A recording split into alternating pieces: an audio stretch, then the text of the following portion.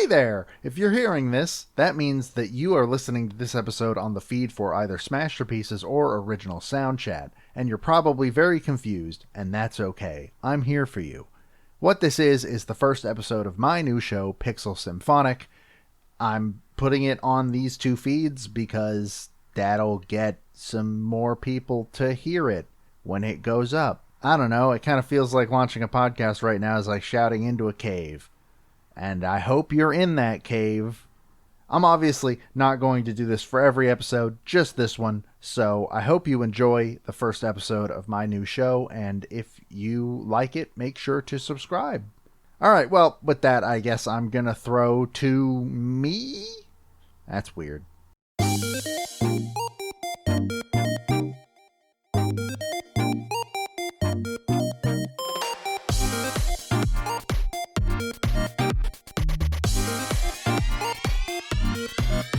Hello and welcome to Pixel Symphonic, where we celebrate and learn about video game music with the people who make it, the people who listen to it, and everything in between.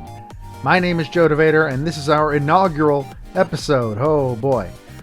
Some of you may already be familiar with me from other ventures of my past and present, and if you are, hey, thanks for stopping by and giving this new thing a shot. I appreciate you being here. Good to see you again. For those of you hearing my voice for the first time, allow me to fully introduce myself. As mentioned before, my name is Joe, and I've been doing podcasts as an amateur for over 15 years, almost exactly half my life. That is painful to think about. While most of my early output is mercifully lost to time and not worth finding, I currently host another show called Smashterpieces, a video game discussion show where my co-host and I are playing one game to represent each character in Super Smash Bros. Ultimate. I also hosted another show for about 5 years called Original Soundchat. This show released on a weekly basis and featured myself and a co-host, more on him in a bit, each picking one game to research and talk about with a particular focus on looking into either the composer of the soundtrack or some other musician involved with the soundtrack's production, finishing off with picking 5 critical tracks we felt really represented the soundtrack as a whole. And I loved doing this show. I love video game music a lot, and that's one of the reasons why I'm launching this show. While researching some games for OSC, every once in a while I would cover a game that basically required me to go straight to the source for my information, and these were my favorite episodes to do, which led to a new desire. I don't want to just look at text interviews somebody else did with these people, I want to talk to the people themselves. So, Pixel Symphonic is an attempt to get to do that as much as possible. The idea is that this show will release monthly, at least for now, with a new guest each episode. Some of these guests will be composers for games. These are the ones I'm most excited to try and get going. I'd also like to reach out to people who are more adjacent to video games, but not necessarily working on them, YouTubers for example, and talk to them about some of the soundtracks they've fallen in love with over their years of interacting with the medium. Basically, I don't want this show to be about me. I want to talk to other people and hear their perspectives on what I consider to be an incredibly interesting and important part of the video games we love. Anyways, now that I've said I don't want the show to be about me, allow me to contradict that pretty much immediately, but I promise that it's relevant to today's episode, so just bear with me. When I was in late middle school / early high school, the big thing that had me hyped to wake up every morning was the impending release of Super Smash Bros. Brawl for the Nintendo Wii. If you're too young to remember the lead up to it, this is the first game in the series that featured a website that updated every weekday. Well, technically no. Melee had one in Japanese, but for all intents and purposes, the dojo was the first time they did that. It was literally the thing that got me jumping out of bed every school morning, with the possibility that that morning's announcement might be a brand new character we hadn't seen before. But aside from those, my favorite updates were when the site would post samples of some of the songs that would be included in the game. See, Brawl was also the first game in the series to have the My Music feature, meaning every stage would actually have a whole list of music that could potentially play on it. When the game finally came out and the soundtrack was ripped, it was over 1 gigabyte worth of music, Back then, the iPod Touch I used as an MP3 player only had about 3 available gigs of storage space, if memory is correct, and so putting the Brawl soundtrack on there made it so that there was little room for anything else. That's pretty much when my fate was sealed. I listened almost exclusively to Brawl's soundtrack for a really long time, and that eventually expanded into listening to multiple other soundtracks for games I was playing or past favorites I still loved. Nowadays, game soundtracks are still almost all that I listen to, usually for the games I'm playing at the current time, and I can trace it all back to Super Smash Bros. Brawl. This is also a relevant story for another reason, because it was during this time that a random article button on the Smash Wiki led me to discover a podcast called Show Me Your News. This show is hosted by one Peter Spezia, at the time going by the moniker Yoko, and talked about those weekday updates in the lead up to Brawl's release. After the game came out, SMYN continued on as a general gaming news show, and eventually they did a contest for fans to create a piece of art that showed their fandom for SMYN. Somehow, I won that contest and wound up guesting on one of the episodes. Years would pass, and Peter would eventually invite me and my friends to join a now defunct podcast network, and I even became a host of SMYN for a short period of time. Through all this time, I had become very aware that Peter also had a deep love for video game music, and when the idea for original Soundchat came to mind, there really was nobody I wanted to co-host the show with more, so I pitched it to him, and we hosted that show together uninterrupted every week for 5 full years. The show unfortunately came to an end a little over 2 years ago, but I still felt the fire in me to keep talking about the music that I love. Which brings us to today, and to this show's first guest, Peter Spezia. After hosting Original Soundchat with him for so long, and considering his connection to the era that made me passionate about this subject in the first place, I can think of no more fitting person to kick off this new journey with. Peter has been a good friend of mine for over a decade now, and he's one of the few people I feel I can really let loose with when it comes to talking about a love for game soundtracks. And that's really all there is to it. Look at me, sitting here talking your ear off when I should be throwing over to our conversation. So I'll do just that. I hope you all enjoy the first episode of Pixel Symphonic. Let's just jump on into it. So I guess where I want to start is, can you tell me a little bit about how you ended up getting into video games and then sort of transition that into how did you get interested in video game music, like in general, in specific, I guess. Oh, that's very interesting. I was a Pokemon kid when I was 10 years old. That was 1998, and that was Pokemon taking off in the United States. So, I mean, it started with the TV show and the cards at school, and then ultimately the games to have a Game Boy. I mean, I had kind of grown up around other family members having game consoles, but that was never a thing that I really grew up with. But Pokemon, getting that Game Boy, that was the start for the interest in owning and playing games. From there, you'd have a bunch of different Game Boy Color, Game Boy Advance games. I'd get a GameCube when I was 15, and a little game at the time, Super Smash Brothers Melee, was, obviously the big seller a couple years into the GameCube's life cycle at that point, and I was hooked on Super Smash Brothers. By the time that Brawl was, going to be announced and coming out and all of that, I was starting college, and I was trying to work in media arts and trying to grow my skill set there. And there's this thing called podcasting around 2007 that was still very formative. I know these days, almost 20 years later, podcasting is ubiquitous online right now, but I mean, it wasn't then. And so that was something I decided to give a try because Super Smash Brothers Brawl had a hype cycle for its pre-release media coverage and promotion and marketing that few games have really matched since, with the dojo website and weekday updates of little things about the game. I mean, it's certainly remarkable. I would argue that not even future Smash games quite managed to grasp it as well. I mean, they tried, but I wonder what.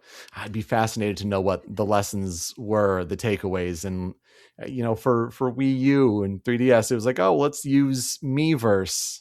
Well, that wasn't as successful, and then they tried something similar with Ultimate, and yeah, that was it was similar, but I feel like a lot of time had passed, so I guess with social media being very different between 2007 and 2017, 2018, right? Like that's just a totally different time in how social media was presented. So yeah, I feel like Super Smash Brothers Brawl was the game soundtrack that really got me interested in game music, because it was a soundtrack like unlike anything really at its time. I mean, Super Smash Bros. Melee had a nice collection of Nintendo music, right?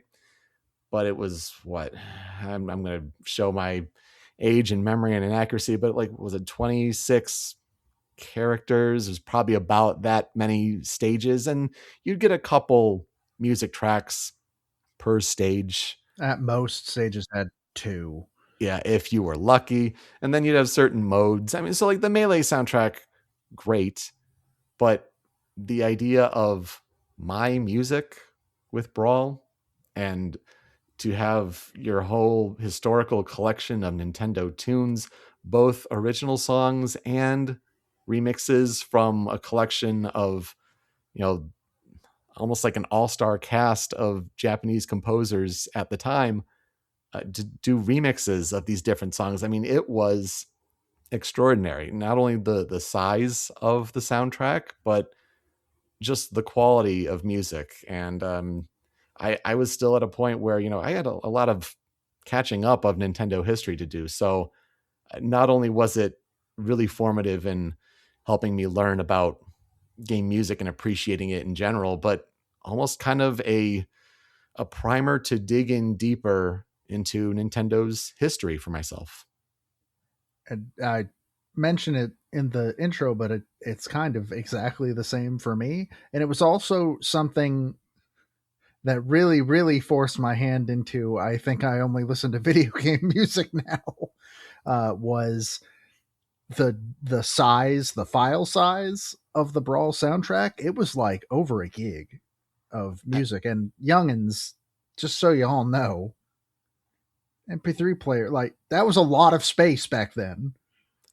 And it was a dual layer DVD on the Wii, which that was unique for Super Smash Brothers Brawl. But what, a Mm-hmm. DVD, 4.7 gigs on a single layer, you double that. I mean, that's a lot of space to be taken up by music, and honestly worth it. So one of the things that I asked you to think about before we started recording was I wanted to ask you, what is a soundtrack that is very meaningful to you? Like any soundtrack in your history, one that comes to mind when you think of one that just holds a lot of personal meaning and admiration in your heart. And tell me about why. Well, I mean, I really do think it is Super Smash Brothers Brawl. When I started that podcast called Show Me Your News, I was really kind of was learning on the fly and learning as I went, and made a lot of amazing connections with many people. You included, Joe, many years into it, but I mean, we've stayed friends all this time because of that show, and honestly, ultimately because of that game. And it's just one that really means a lot to me, as kind of developmental years of going from being a kid to being an adult, and that's really, I think, a big reason why. So if you had to pick, let's say, two tracks that you really, really wanted to give a shout out off of the Brawl soundtrack, gun to your head, could you name two? That's a good question. Let me give that some thought, because there are a lot of the originals and It's the also just a huge soundtrack to keep in your head. Like we've mentioned a couple of times now that it was massive, but no, like legitimately it was huge, especially for the time. It was huge. I think in particular, I mean, there were a lot of remixes, at the time, because I'm sure tracking down music rights was very different than it was in the Smash Brothers games to come. But certainly one that sticks out is the Bramble Blast.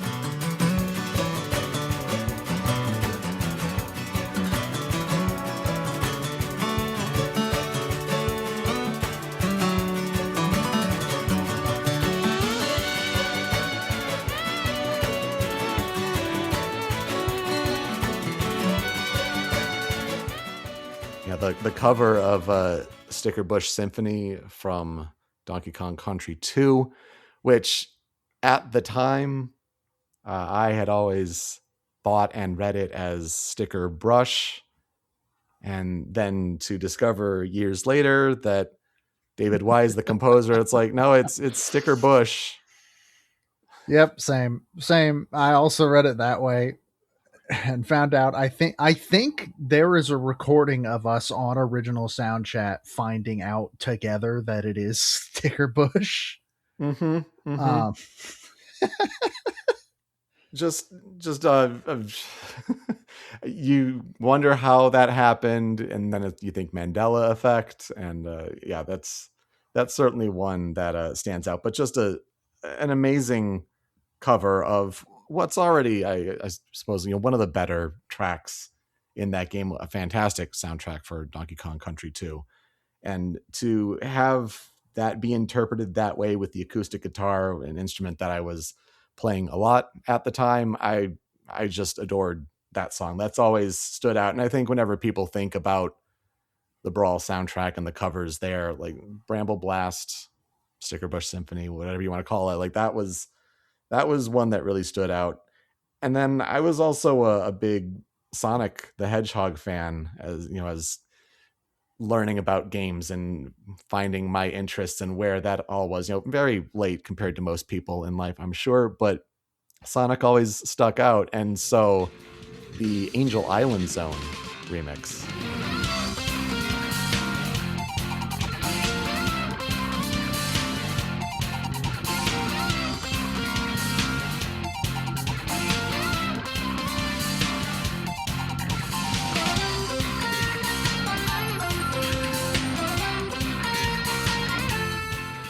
That was also one that really, really stood out. I mean, just to have that classic melody from Sonic the Hedgehog 3 be reinterpreted by Jun Sonoe of Crush 40. The Sonic Adventure 2 battle game on GameCube was very influential for me. And yeah, to have those two worlds come together, that's also an excellent remix on that soundtrack. that's one I remember because that's one of the ones that was put up as a sample on the dojo back in the day. In fact, if it's, I think the second one that I have like vivid memories of hearing the day of. The other one being the Ocarina of Time medley, which is also very good. Oh, sure it is. Yeah. But yeah, I remember because I was not a Sonic fan growing up. I had a friend who was a big Sonic fan, but when he played Sonic, he was playing Sonic Adventure and Sonic Adventure 2, not necessarily Sonic 3, Sonic 2. But so that was kind of my first time hearing that one. But for Sticker Bush Symphony, I actually grew up watching my uncle play Donkey Kong Country, all three of them, Mm. whenever we would visit. he lived about 40 minutes away, and we would go visit my grandparents, and my uncle would be there, and he'd let me watch him play through all of the Donkey Kong countries. So I was very familiar with that song as it was, at least passingly. This was obviously before I would have gotten into listening to video game music, but um, yeah, I think those are two like extremely good examples of, and that's not even scratching the surface of the Brawl soundtrack. It's kind of insane. I would honestly say that Brawl is probably one of the most impressive soundtracks of all time, with like Smash 4 and Ultimate only technically beating it out because they have all of Brawl's soundtrack plus more. Right. But I feel like for the time that it was created in, I don't think anyone had really done anything to that scale in a crossover game across multiple franchises, to have the reverence not only for the original tracks, but then also to have so many good remixes and have it all kind of come together in one package. That was the real deal. Yeah, extremely impressive even today. If I may give a couple other tracks Oh, go that for it. stand out, some, certainly we can't talk about Brawl without mentioning the main theme.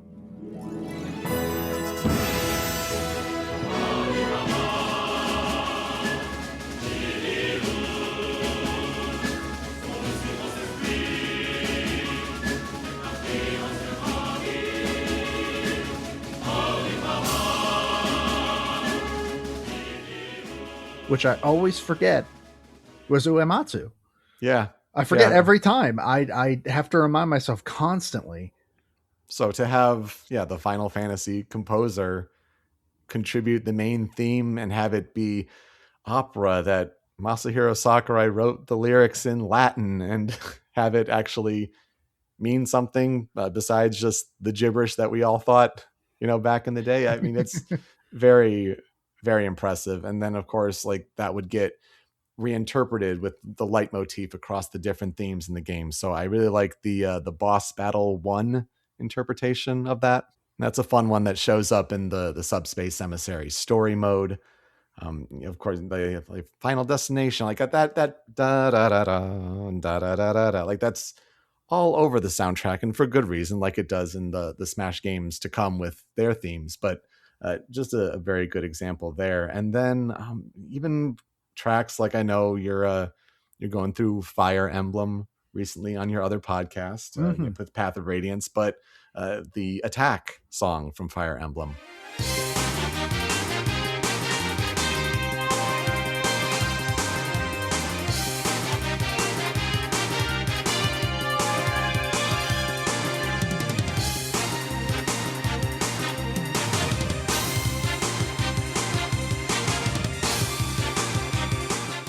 Which is actually one of the Smashterpieces games we played. I got to hear the original song in context. That was neat. So fun, but a great remix that always made you excited to listen to it, even if the Castle Siege stage wasn't among my personal favorites. I wasn't really ever a fan, but the music, fantastic. Has Fire Emblem ever gotten a good stage? It's a tough one. And then they always try to transform, and that's tricky. And then one that I thought of recently, actually, because of the Grammys and all, the Meta Knight's Revenge track.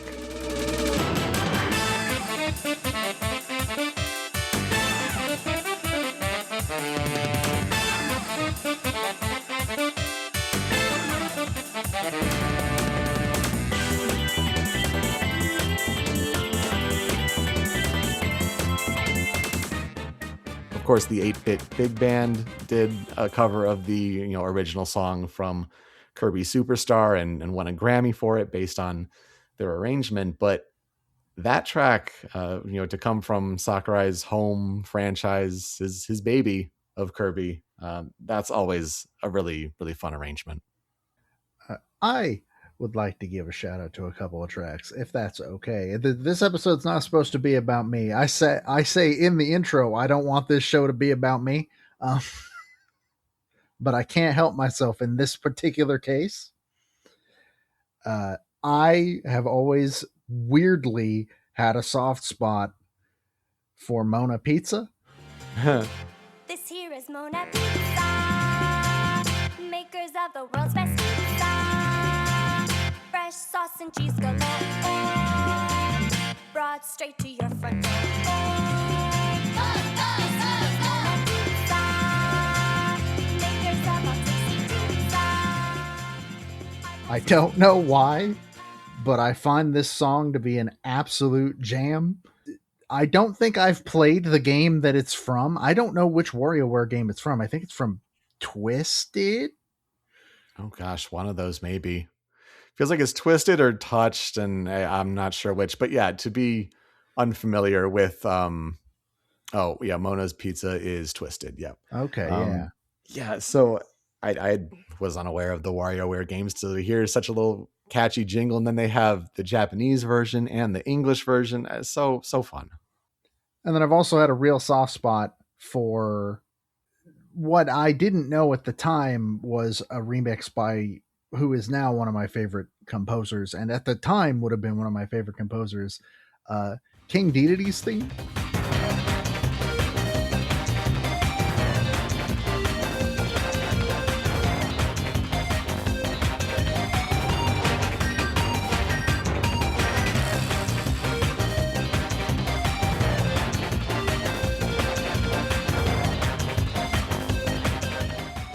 I mean, you bring Yoko Shimomura in there, baby.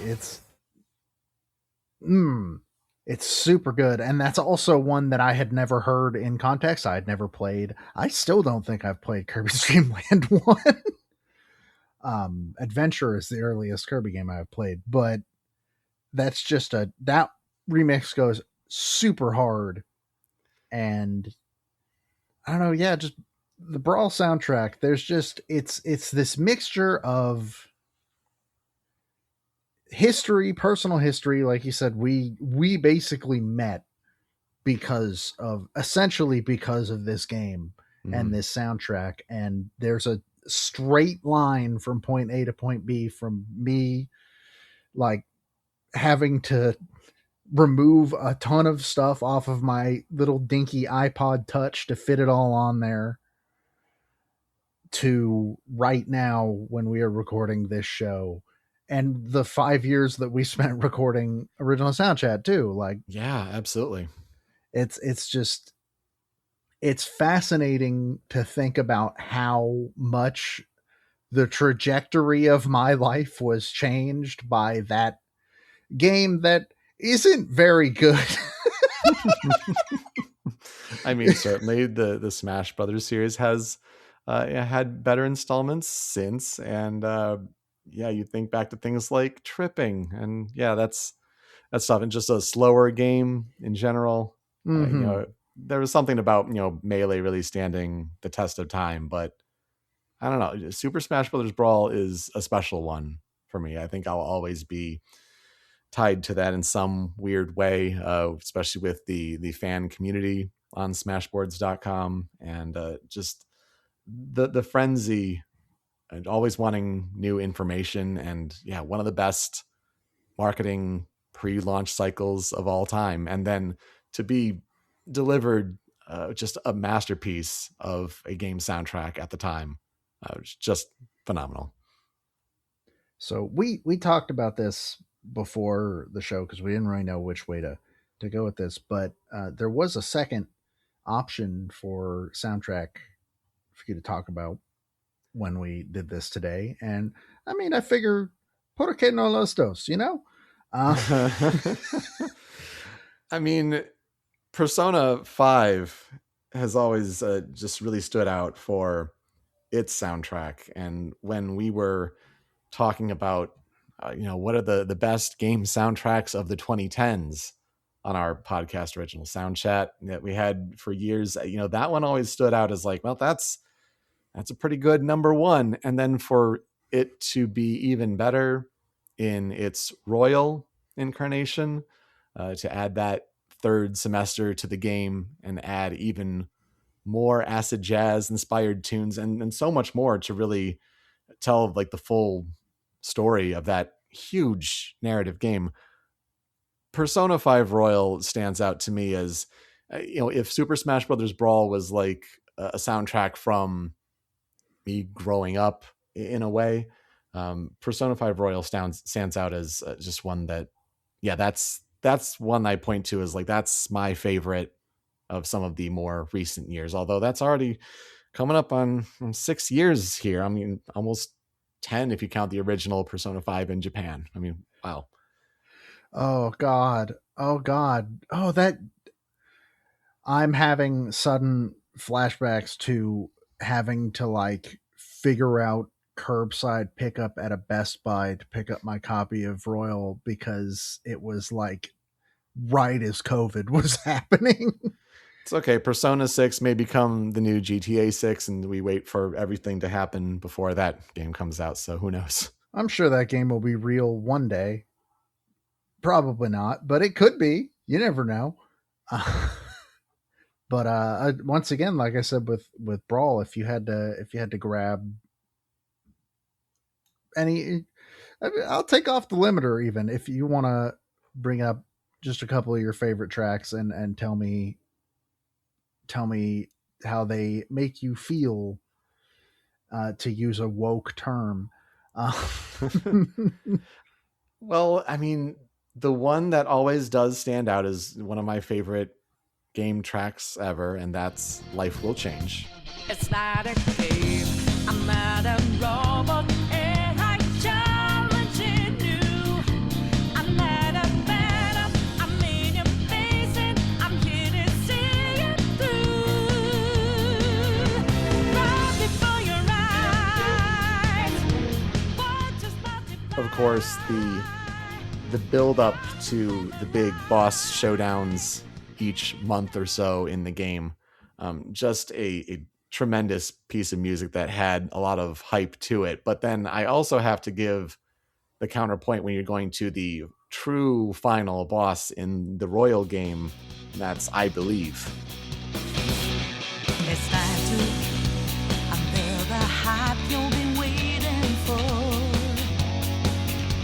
It's time to bring an integration of who we win. It's us. I used to have that feeling premonition. Like, I don't know how you take such a great song with again, just an iconic leitmotif, the da da da da da da da, like, to have that be then interpreted in such a grand way for the finale of the game, just so impressive. Of course, there are a lot of different songs that got, memed over the time. I mean, Last Surprise, of course. Try to run me through. Hold on, think again. Don't you know what you're starting? But you sure we got the clue. How bad this we go? Don't you know? No more art.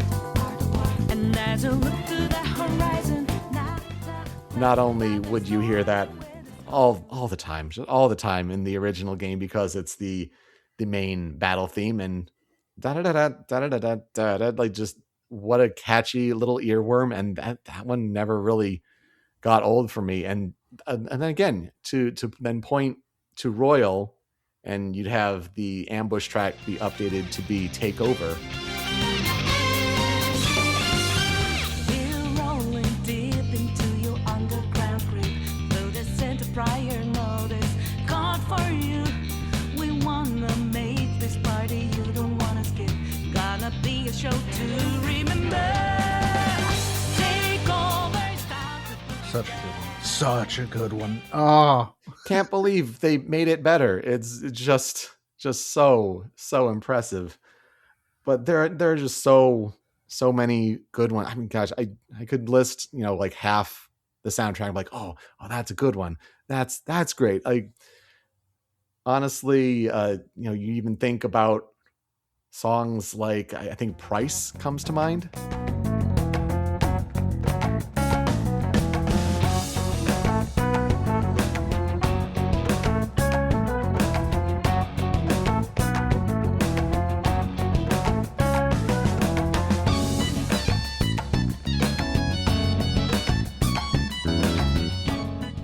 That's the third dungeon theme. But even just like that, just a dungeon theme, there are many great tracks in that game, but I don't know, that one stands out to me. I like hearing covers of that one a lot, just for whatever reason. But yeah, I mean, Persona 5 is just such a special game. And of course, now that it's been, beaten over and over again over the years, and everything is Persona 5, just like everything was Persona 4, for the different spin-offs and whatnot. I think we're ready for 6, but there is something about the music experience of Persona 5, and especially in Royal. It is. I do feel like, while I think it is a very funny joke to say that Persona 5 invented jazz, I do genuinely think that is an extremely funny joke. Or that it invented Japan. That's my favorite one.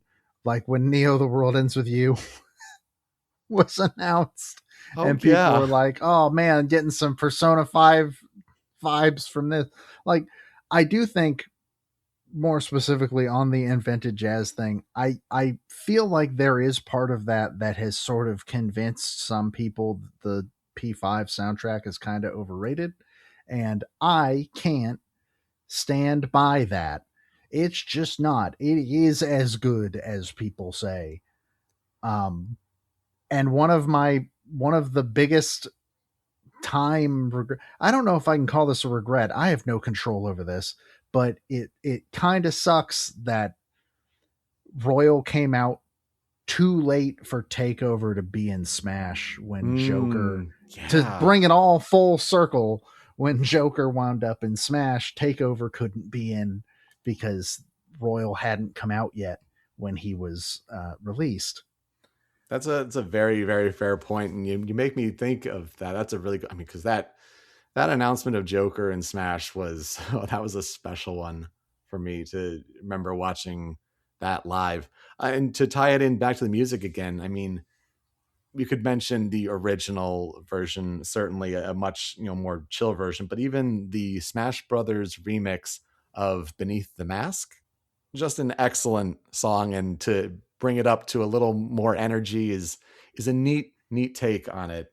Of course, you hear that one all the time at night in Persona 5, but yeah, just an amazing soundtrack. And I want to also give one more shout out. Just another track to throw in there, Layer Cake.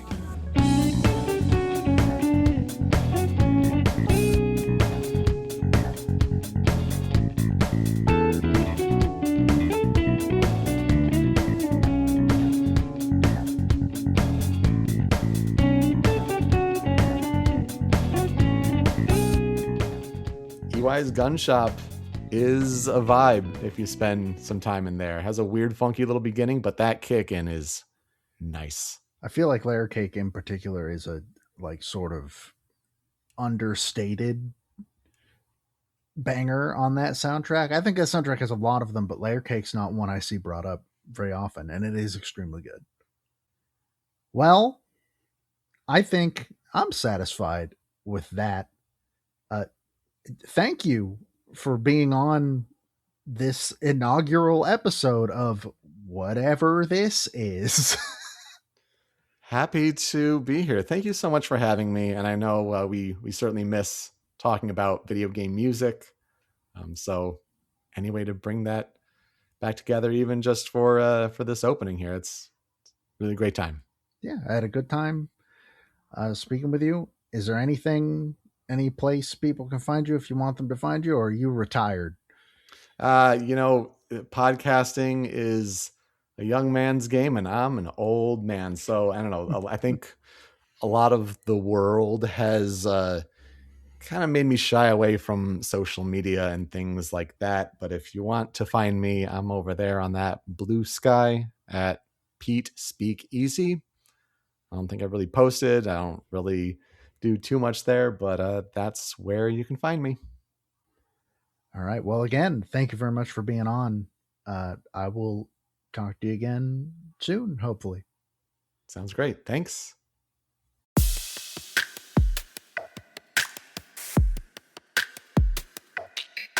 And that does it. that's a wrap for the first episode of Pixel Symphonic. I hope you enjoyed, and special thanks to this month's guest, Peter Spezia. Next month, we'll be talking to our second guest, composer Chase Bethia. Can't really give you any preview of our conversation because it actually hasn't happened yet. It's being recorded the same day that this episode comes out. Chase was one of the people near the top of my list to reach out to, so imagine my surprise when he's actually the one who reached out to me first. I hope you're looking forward to hearing it. I am definitely looking forward to recording it. If you would like to keep updated on Pixel Symphonic, you can follow the show on Blue Sky at pixelsymphonic.bsky.social. Once we get a couple episodes under our belt, I plan on starting a Patreon where you'll be able to support the show and get episodes 1 week early. I'll be sure to let you all know when that's up. For now, you can find Pixel Symphonic and my other show, Smashterpieces, at anondino.squarespace.com. If you like this episode and you have a minute, it would be a great help if you could leave a comment and rate us on your podcatcher of choice. Every little bit helps, and I'd really appreciate it. The music featured in this episode was Candy Step and Midnight Trip by Nor, Online Practice Stage by Takahiro Nishi, Shogo Sakai and Masaki Iwasaki, Stickerbush Symphony by David Wise, arranged by Michiko Naruke, Angel Island Zone by Jun Sonoe, Main Theme of Super Smash Bros. Brawl by Nobuo Uematsu, Attack by Yuka Tsujioko, arranged by Kenji Ito, Meta Knight's Revenge by Jun Ishikawa, arranged by Noriyuki Iwadare, Mona Pizza's Song by Kenichi Nishimaki, arranged by Takahiro Nishi, King Dedede's Theme by Jun Ishikawa, arranged by Yoko Shimomura, as well as Life Will Change, I Believe, Last Surprise, Takeover, Price, and Layer Cake by Shoji Meguro. To play us out, you may have noticed that Peter mentioned a song during our talk that I didn't put in a clip of, and that's because I decided I wanted to play a sample of it as our song to play out this episode. I think, considering our talk centered around Smash and Persona, it's fitting to end the whole thing on a clip of Beneath the Mask by Shoji Meguro, arranged for Super Smash Bros. Ultimate by Tomori Kudo and Chico of Ace. Thank you for listening. See you again next month. Stay safe out there.